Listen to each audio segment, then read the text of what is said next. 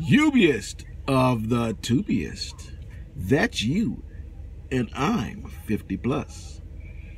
Today we're going to take care of a little business, and we're going to learn a little bit about a pre-trip.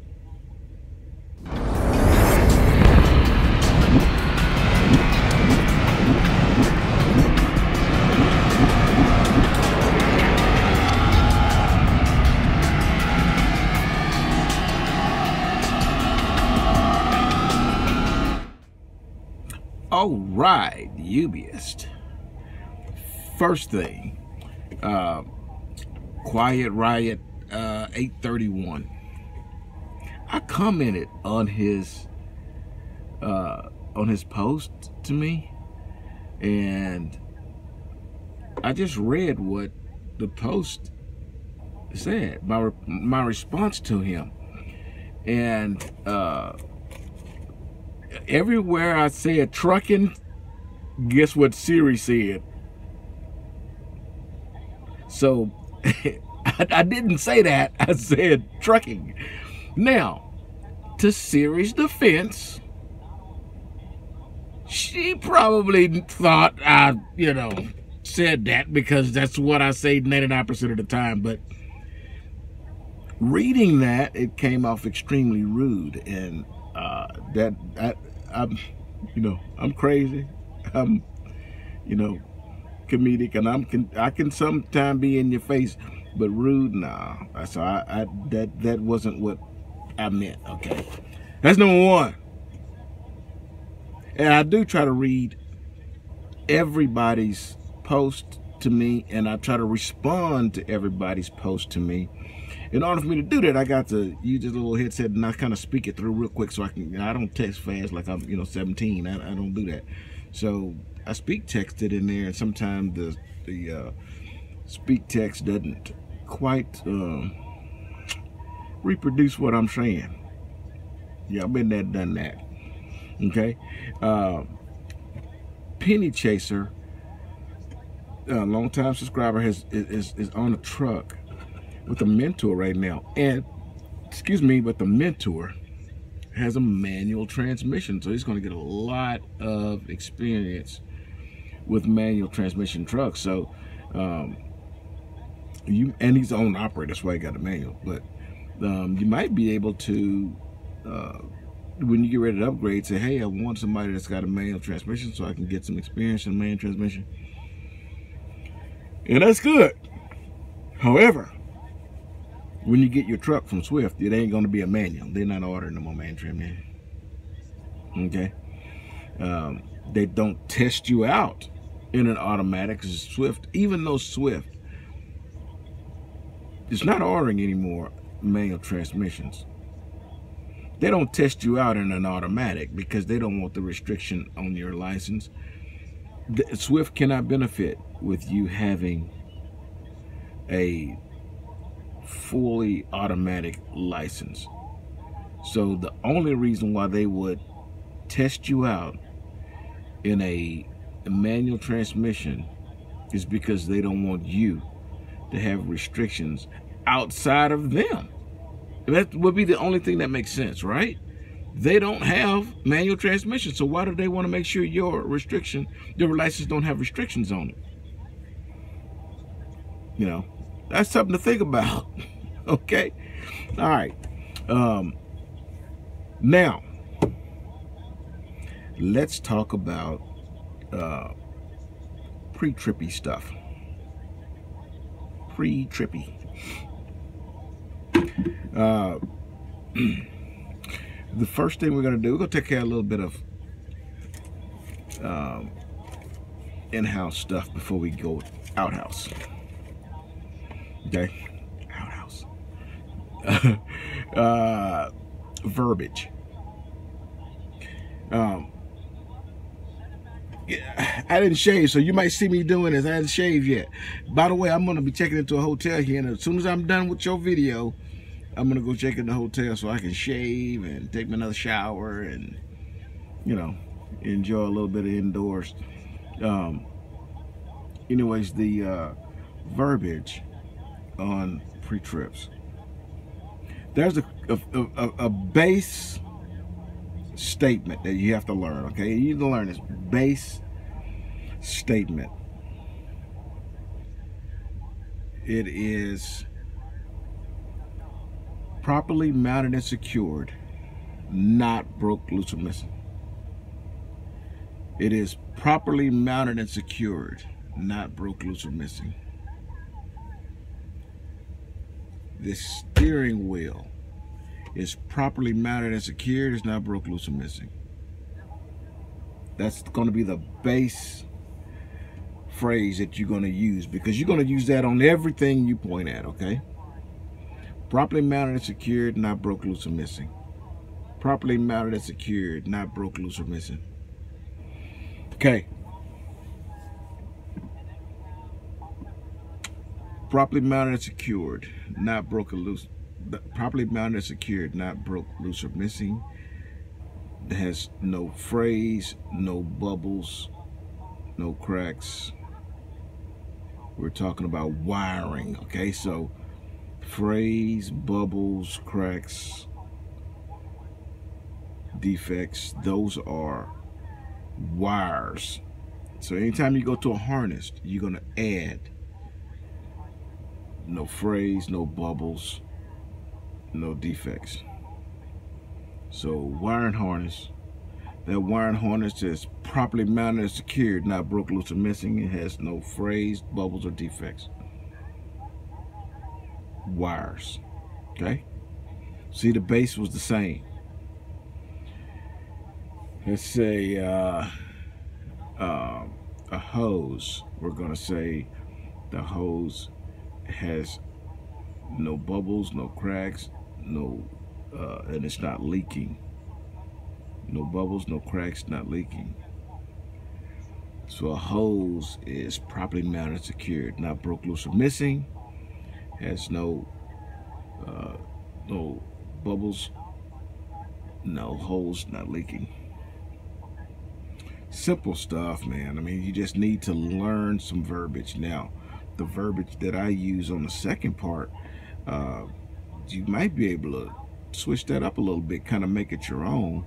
But some things that you have to put in the second part of your verbiage for electrical wire harnesses, you have to use the words frayed, bulging. You have to use that in your second part of the phrasing. First part, properly mounted, secured, not broke, loose, or missing. That's going to be standard. It's what you say that pertains to the wires, or what you say that pertains to a hose that specifically addresses that type of part that you're speaking of. Okay, so you're gonna get plenty of opportunities to go around the vehicle and find where the hoses and the wires and things are. Okay, so when you get to a hose, let's say you're on the passenger side or the driver's side, and your power steering pump is over there. The coolant reservoir hose is over there.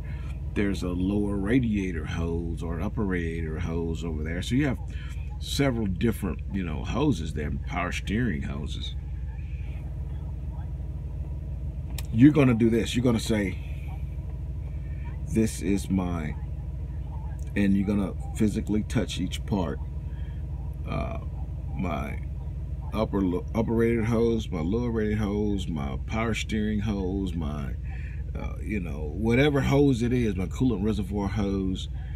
You're going to say the names and touch each one of those, and then you're going to say they're all properly mounted and secured, not broke, loose, or missing. No bubbles, no leaks, no defects. Okay, so instead of saying, because you can get tripped up and forget shit, you say my radiator hose probably mounted security, I broke loose, and then you go to the next power steering hose, probably mounted security, I broke loose, and then you go to the brake lines, probably mounted security, I broke loose. You're gonna keep on saying that shit, and then you're gonna get tripped up. So you touch, this is this, this is that, this is this, this is the other thing, and they're all gonna be in the same category. They're all hoses that transferring fluids. And you're going to say what those are. And then you're going to say, they are all properly mounted and secured, not broke, loose, or missing. Now, you just cut your pre-trip down quite a bit. And the inspector who's testing you got it. They know exactly what you're doing. And they got it. They just want to make sure you know what you got. And then when you talk like that, they know that you're on point. Same thing you're gonna do when you go to the wiring harnesses. This is the wire harness to go to the back of the alternator. This is the wire harness that goes to this. This is the wire harness to go to that. You know which ones that are obvious. They're right out front. I'm checking the connections. They're all properly mounted and secured, not broke, loose, or missing. Free of frays, splits, bubbles. You want to say it. You have to say that with the wires, okay? Excuse me. All right. So you're gonna go to certain areas. Okay, you're gonna go do the brakes. You're not gonna say my brake shoes probably mounted secured, that broke, loose, and missing. My slack adjuster probably mounted secured, that broke, loose, and missing. My this, my that. You're not gonna say and name every little piece separately and say it probably mounted secured, that broke, loose, and missing. No. What you're gonna say is, this is my slack adjuster. Doesn't move more than, shoot out the specs. This is my brake pads. They're not less than, shoot out the specs. It's my brake drum. There's no cracks. Okay. After you've said everything in that area, you then say, they are all properly mounted and secured, not broke, loose, or missing. Okay? That's gonna help you. You start going from one piece to the next piece, just one little bitty thing saying it, and the next one and the saying, and you're gonna trip yourself up. More likely than not, you're gonna miss something. Okay? You guys gonna have to figure out your own little system with that. But what I did, under the hood, I did all of one thing at a time on one side of the engine. Then I went to the other side of the engine and I did all of that other side of that engine instead of one time. That kept me from missing anything. I go from the top of the engine all the way to the bottom of the engine and name everything that I'm supposed to name. Then I start at the radiator and I go all the way back to the bulkhead and well, layman's term, firewall. That's not a firewall. It's a bulkhead. It does not stop a fire. Okay, but that's just the name of it, the common term. So I go from radiator to the bulkhead and I name everything. So if you do that, you go from the top to the bottom and the front to the back of the engine compartment, you ain't gonna miss anything. Okay? Now I'm not gonna be extremely detailed. I'm specifically not being detailed because you're gonna have to do some homework yourself. You don't get to watch a video and then, all right, I'm winning on my pre-trip, because you're gonna have to put some legwork in, because you can't blame anybody for your failures. Okay? So if, oh, 50, you told me the verbiage wrong. Hey, no, I didn't. But that's what I used to pass. What you need to do is look at the verbiage that your instructors are asking you to say. And I'm willing to bet you About 99% of it. But there's some things that they're going to ask of you specifically, and that you're going to need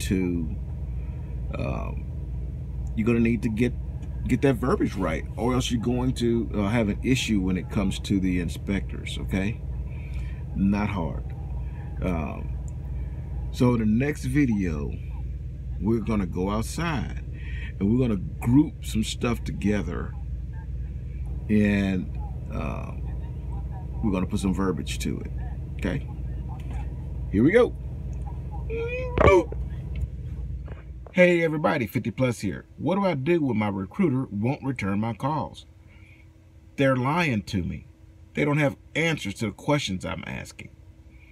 Problem is, once I get those questions, it's already too late. Industry standard, once a recruiter has got you, they got you. You belong to them. At the end of this video, I'm going to give you my recruiter's information. Her name is Autumn, and if you're thinking about joining Swift, that's who I want you to contact. You give her a call. She's going to send you through the process. Eventually, you're going to wind up on a mentor's truck. When you get in that truck, you're going to be in that truck for $200. For $200, I want your phone in the bunk. If you're willing to do that, I'm going to send you a Blue Pirate headset. You need to let Autumn know 50 Plus sent you.